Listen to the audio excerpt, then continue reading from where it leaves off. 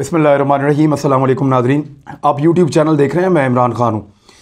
एक लफ्ज़ है पंजाबी का और ये बड़ी मज़ेदार वीलॉग होने जा रहा है क्योंकि इसमें हक़ाइक़ बहुत इंटरेस्टिंग है।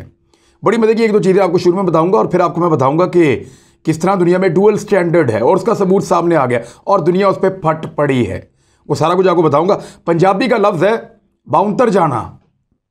बाउंतर जाना, मैंने ये लफ्ज़ पहली दफ़ा सुना था जब अंकल सरगम हुआ करते थे, अल्लाह ताला उन्हें गरीक़ रहमत करे। तो उनका एक पुतली तमाशा चलता था, उसमें एक रोला नाम का एक करैक्टर था। उसने ये जुमला बोला था, इस महंगाई के हाथों हम तो बाउंतर गए हैं जानी। तो मैंने तब अपने किसी दोस्त से पूछा, ये बाउंतर जाना क्या होता है? तो ये बौखला जाने की अगली फॉर्म है।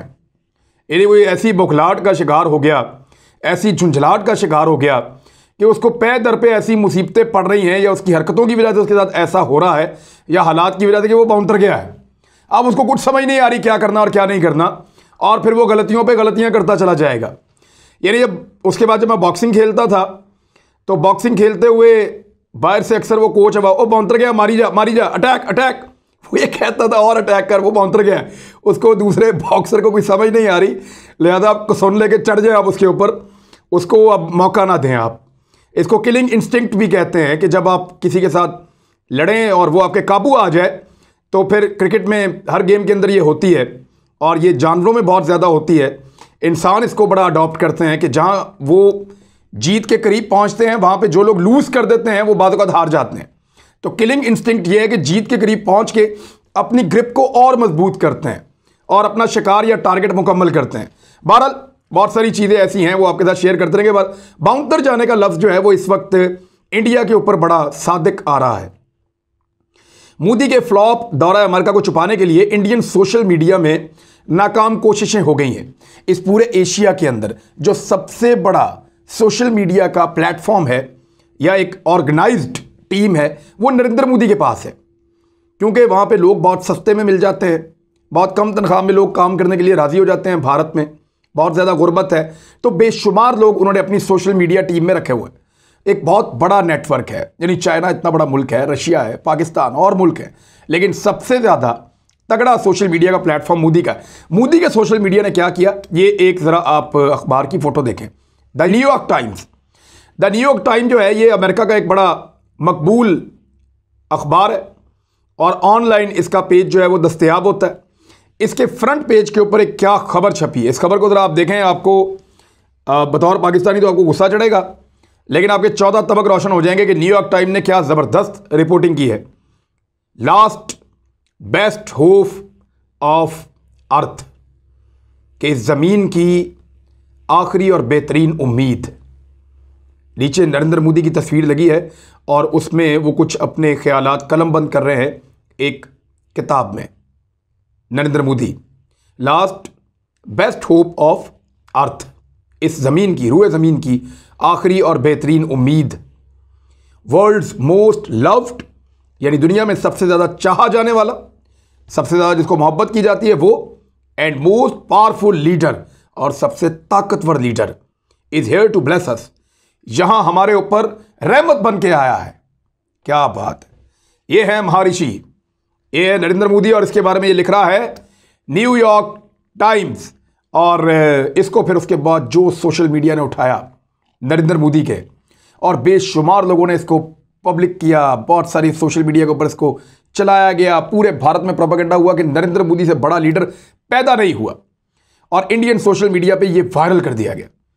और ये दुनिया की आखिरी उम्मीद है, दुनिया का सबसे महबूब और ताकतवर लीडर हमें बरकत देने के लिए अमेरिका में मौजूद है।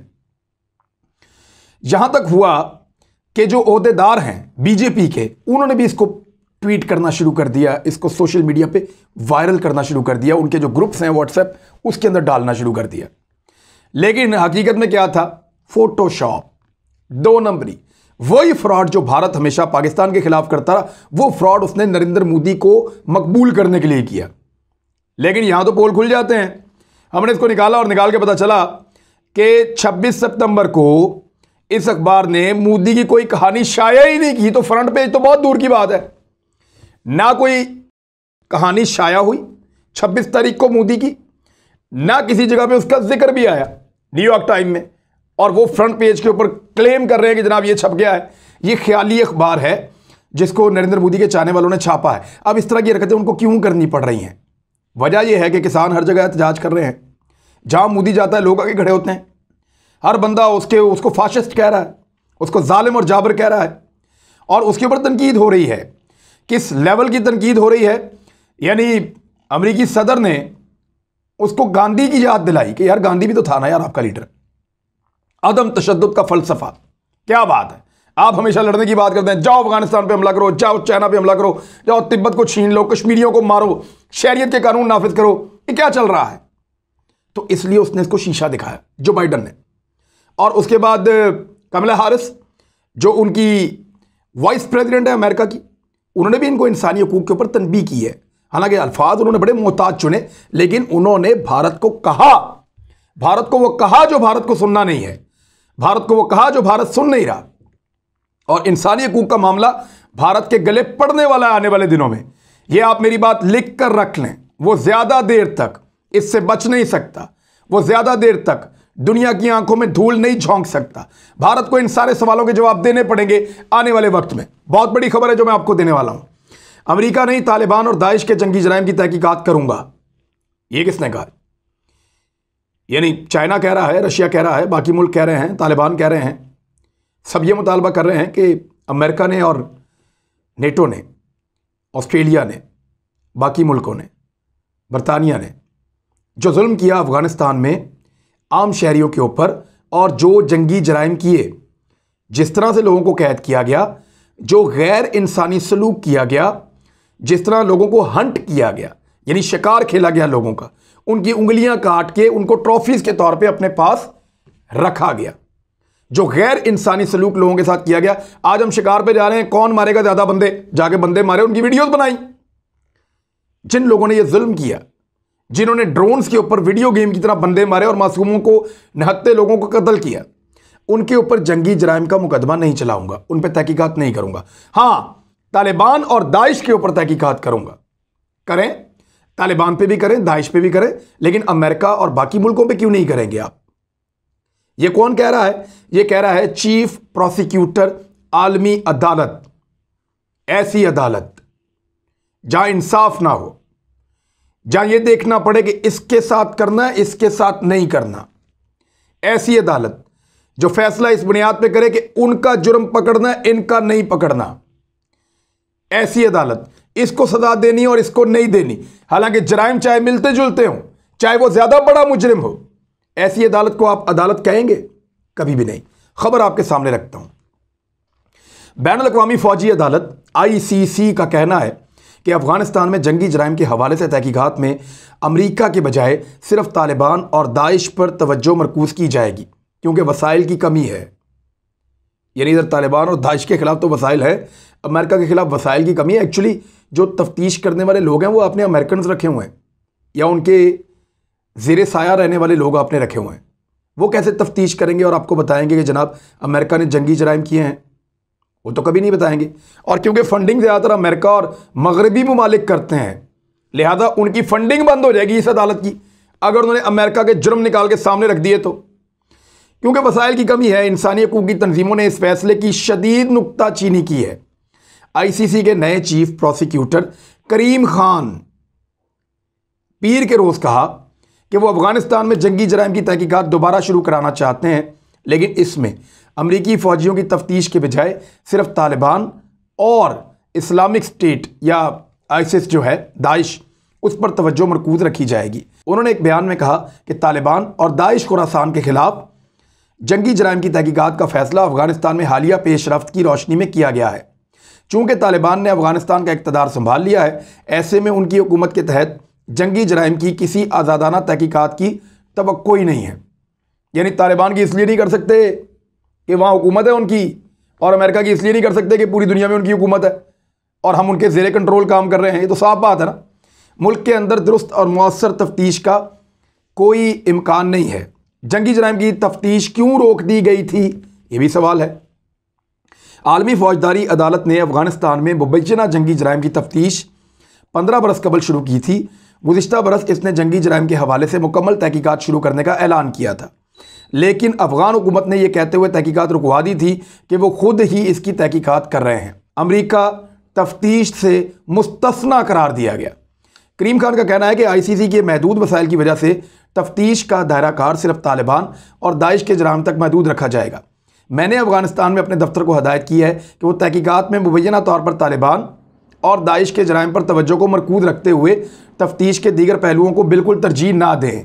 उनका कहना था कि तालिबान और दाइश की जानिब से किए गए मुबैना जराइम की नौइयत और ये जिस सतह पर अंजाम दिए गए हैं, इसकी वजह से ये फैसला किया गया है और हम काबिल एतमाद मुकदमात बनाना चाहते हैं। अब अगर आप फ़र्क को देखें, तालिबान आम माफ़ी का ऐलान कर रहे थे, ख़वातीन गाड़ी चला रही हैं, ख़वातीन स्मार्टफोन इस्तेमाल कर रही हैं, कोई नहीं रोक रहा। मर्द हज़रात शेव करवाना चाहते हैं, शेव करवा रहे हैं, दाढ़ी रखना चाहते हैं, उनकी मर्ज़ी है। ये सारी चीज़ें जिन पे शक किया जा रहा था वो सब कुछ तालिबान ने नहीं किया। हाँ, कुछ इस्लामिक वैल्यूज़ हैं जिनका वो ख्याल रखते हैं, लेकिन जिनके ऊपर इंसानी हकूक़ की खिलाफ वर्जियों या जिनके ऊपर जंगी जराइम के इल्ज़ामात लगाए जा रहे हैं, उन्होंने जंगी जराइम नहीं किए। हत्ता कि अमेरिका से मुआहदे के बाद उन्होंने एक भी अमरीकी को गुज़िश्ता 1.5 साल में नहीं मारा, जबकि अमेरिकन ने कितने तालिबान को मारा मुआहदे के बावजूद, वो भी रिकॉर्ड मौजूद है। बहुत सारों को मारा, ड्रोन्स में मारा, फ़िज़ाई हमलों में मारा और मारते चले गए। अब फाइनली जो इन्होंने किया था, इसमें 13 अमरीकी फ़ौजी जब हलाक हो गए दाइश के हमले के बाद और 100 से ज़ायद अफ़गान शहरी मारे गए थे। अब उसके बाद जब अमेरिका ने फिर ड्रोन किया तो उसके अंदर फिर उन्होंने निहत्ते शहरियों को और बच्चों को मार दिया, तो उनके खिलाफ जंगी जराइम का कोई मुकदमा नहीं बनाया जाता। आईसीसी के फैसले की नुक्ताचीनी हो रही है पूरी दुनिया में। इंसानी हकूक़ के अलमबरदारों ने अफगानिस्तान में अमेरिका की मुबैना जंगी जराइम को तहकीकात से अलग रखने के लिए आईसीसी के फैसले पर नुक्ताचीनी की है और मुतनब्बा किया है कि इस फैसले से अमेरिका को जराइम से माफ़ी मिल सकती है। नए चीफ प्रोसिक्यूटर अपनी 9 साला मुद्दत का आगाज़ एक गलत तरीके से कर रहे हैं। अमेरिका की मुबैना जंगी जराइम की तफ्तीश ना करने के फैसले से गलत पैगाम जाएगा और दीगर जंगी मुजरिम भी खुद को मुतमईन समझेंगे। यानी भारत भी ये समझेगा जो मर्जी करे कश्मीर में, वहाँ मुश्तरका कब्रें मिल रही हैं, एक एक कब्र में 17 लोग जो हैं उनकी लाशें मिल रही हैं और इससे ज़्यादा लोगों की लाशें भी मिल रही हैं। हज़ारों कब्रें ऐसी जो हैं वो मिल रही हैं मकबूजा कश्मीर में, और वो भी बरी हो जाएंगे। फिर जो इसराइल ने जंगी जराइम किए हैं, जो फ़लस्तीनियों के ऊपर गज़ा के ऊपर अटैक किया है, वो भी बरी हो जाएंगे। फिर इस तरह दुनिया में जहाँ जहाँ जो भी जुल्म करता है फिर कोई पूछने वाला ही नहीं होगा। मेरे ख्याल में तरीक़ाकार ये होना चाहिए कि ऐसे इदारों को न्यूट्रल रहते हुए तमाम जंगी जराइम की तहकीकात करनी चाहिए और जो जो जंगी जराइम में मुलव्विस हो उनके खिलाफ कानून के मुताबिक कार्रवाई की जानी चाहिए, चाहे वो बड़ा मुल्क है या ताकतवर मुल्क है। चीन ने अमेरिका की तरफ से रूस पर लगाई गई एकतरफा पाबंदियों को सख्ती से मुस्तरद कर दिया है। यानी इससे पहले अमेरिका किसी मुल्क पर पाबंदियाँ लगाता था तो कोई दूसरा मुल्क बीच में बोलता नहीं था। रशिया बड़ा अरसा अकेला अमेरिका का ये अताब सहता रहा है, लेकिन अब वक्त बदल गया है। अमेरिका ने रूस के ऊपर पाबंदियाँ लगाई, चीन फ़ौरन मैदान में आया और सख्ती से उसको मुस्तरद कर दिया। बीजिंग में वजारत खारजा की तर्जुमान ने कहा कि चीन अमेरिका की तरफ से दूसरे ममालिक पर इंसानी हुकूक के बहाने यकतरफा पाबंदियाँ लगाने को सख्ती से मुस्तरद करता है। उन्होंने कहा कि तमाम ममालिक को इख्तलाफात को बराबरी की बुनियाद पर मुज़ाकरात के ज़रिए हल करना चाहिए। अमेरिका बैनुल-अक़वामी कानून और अक़वाम मुत्तहिदा के चार्टर के असूलों को यकसर नज़रअंदाज करता है। इस तरह की बालादस्ती और गुंडागर्दी के तरीके अब गैर मकबूल हो चुके हैं, ये नहीं चलेगा। यानी आप अंदाज़ा करें कि गुंडागर्दी ये लफ्ज़ अब चीन ने अमेरिका के लिए इस्तेमाल किया है। वक्त बदल गया है। ये वो दुनिया नहीं है जब अमेरिका का हाथी था और हाथी के पाँव में सबका पाँव था। अब वक्त बदल गया है। अब दुनिया में मल्टी पावर्स हैं। रशिया एक बहुत बड़ी पावर है, चाइना एक बहुत बड़ी पावर है, पाकिस्तान खुद एक एटॉमिक पावर है, बेशक हम मईशत में बहुत कमज़ोर हैं। भारत एक बड़ी ताकत है। इसी तरह यूरोप में और अमेरिका में कुछ मुल्क ताकतवर हैं, तो यहाँ एक नया इत्तेहाद भी बन रहा है जिसमें तुर्की, Iran, Pakistan, central Asia, Russia, China, दुनिया 2 बहुत बड़े हिस्सों में डिवाइड हो गई है। और वो नज़र आ रहा है कि खाली ताकत अब उनके पास नहीं रही जिन्होंने लगभग 100 साल या इससे ज़्यादा ताकत को इंजॉय किया है। और अमेरिका जो इंसानी हकूक़ की बात करता है, बार बार बात करता है, उस अमेरिका की एक मैं रिपोर्ट आपके सामने रख देता हूँ। ये रिपोर्ट फ्रांस 24 में छपी है, फ्रांसीसी अखबार है, वहाँ पे छपी है। वो ये बता रहे हैं कि अमरीकी तहकीकाती इदारे फेडरल ब्यूरो ऑफ इन्वेस्टिगेशन, उसकी रिपोर्ट के मुताबिक, यानी FBI इसको हम कहते हैं सादा ज़बान में, अमेरिका में 2019 के मुकाबले में 2020 में कत्ल के वाक़यात में 30% इजाफा हुआ। रिपोर्ट के मुताबिक अमेरिका में गुज़िश्ता साल 21,500 कत्ल हुए। पिछले साल कत्ल के वाक़यात की तादाद में जो जून से बहुत तेज़ी से इजाफा हो रहा है और कई रियासतों के अंदर बहुत ज़्यादा कत्लों की शरह बढ़ गई है। लोग ज़्यादा असला ख़रीद रहे हैं। ये तो जी अमेरिका है जो इंसानी हकूक़ की बात करता है, यानी उनके ममालिक के अंदर रोज़ कत्ल हो रहे हैं, रोज़ ज़्यादती हो रही, कोई पूछने वाला नहीं है। हमारे यहाँ एक छोटा सा वाक़या हो जाए, फ़ौरन डॉक्यूमेंट्रियाँ बनाते हैं, फ़ौरन उनको अवार्ड भी देते हैं और पाकिस्तान को बदनाम करने की कोशिश भी करते हैं। अफ़गानिस्तान में तालिबान उंगली लगाए खातून को तो ये रेप हो जाता है। इंडिया में औरतों को दरख्तों से लटका के उल्टा उनको डंडों के साथ मारा जाए तो कुछ भी नहीं होता। बल्कि यूरोपीय ममालिक में वीडियो देख रहा था कि पुलिस वाला गला दबा दबा के औरतों को मार रहा है, ज़मीन पर लटा लटा के ठुड्डों से मार रहे हैं, लेकिन वहाँ पे इंसानी हकूक़ की अलमबरदार बोले नहीं, किसी ने आवाज़ नहीं उठाई। तो ये दोहरा मेयार है, ये आपके सामने मैंने इस वीडियो में रख दिया है। एक और ख़बर बताता हूँ, पाकिस्तान और चाइना का झंडा खला में गया था दोस्ती की एक मिसाल के तौर पर। यानी पाकिस्तान और चीन ने अपनी दोस्ती का सबूत देने के लिए और उसको मज़ीद गहरा करने के लिए अलामती तौर पे पाकिस्तान का और चीन का एक झंडा खला में भेजा था। वो झंडे खला से वापस आ गए हैं और उनका वो ट्रैवल मुकम्मल हो गया है। इसकी एक तकरीब भी हुई छोटी सी। तो ये दोस्ती का एक छोटा सा नमूना था। ये चीज़ें चलती रहेंगी। अब तक के लिए इतना ही। अपना ख्याल रखिएगा, अपने इस चैनल का भी। अल्लाह हाफ़िज़।